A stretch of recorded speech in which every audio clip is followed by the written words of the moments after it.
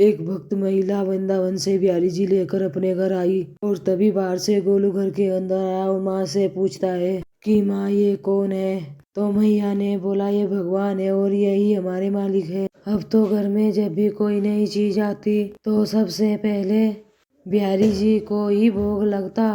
पहले ये सब चीजें गोलू को सबसे पहले मिलती थी।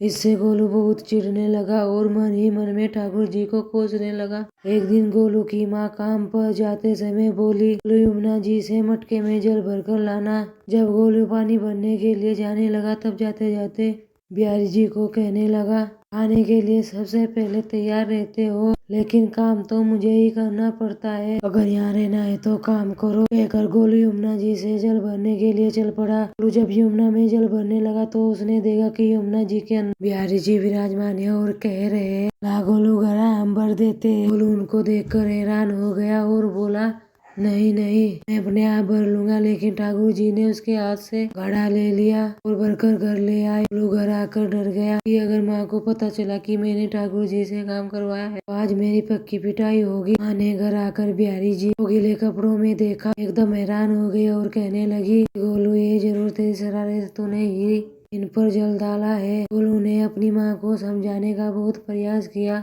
लेकिन माँ ने उसको डांट कर चुप करा दिया और ठाकुर जी के भीगे हुए वस्त्रों को बदलने लगी। अगले दिन जब माँ ने गोलू को अनाज पिसवाने का काम दिया तो बिहारी जी फिर अनाज का कनस्तर ले आए। माँ को ठाकुर जी के वस्त्रों के ऊपर सूखा आटा पड़ा मिला। माँ ने फिर गोलू को डांटा कि तुम्हें पता नहीं कि ये हमारे भगवान है, भगवान के साथ शरारत करता है, आज तूने फिर इसके ऊपर आटा फेंका है। तो गोलू शपथ लेकर कहने लगा नहीं माँ मैंने कोई शरारत नहीं करी है, ये तो मेरे हाथ से गेहूं का कनस्तर लेकर खुद पिसवा कर आए हैं। गोलू की माँ आज बहुत गुस्सा हुई। अगले दिन फिर माँ बोली बेटा गोलू आज तुम्हारे पापा बाहर गांव से वापस लौट आएंगे, बस आज का ही काम है, तुम जंगल से थोड़ी लकड़ियाँ लेकर आना। गोलू फिर डर गया कहीं ठाकुर जी फिर से पीछे ना आ जाए। गोलू ने माँ को बोला कि मैं चला तो जाऊंगा लेकिन बिहारी जी को समझा लो मेरे पीछे ना आए। उनकी माँ हंसकर बोली हाँ हाँ समझा दूंगी, तुम जाओ तो सही।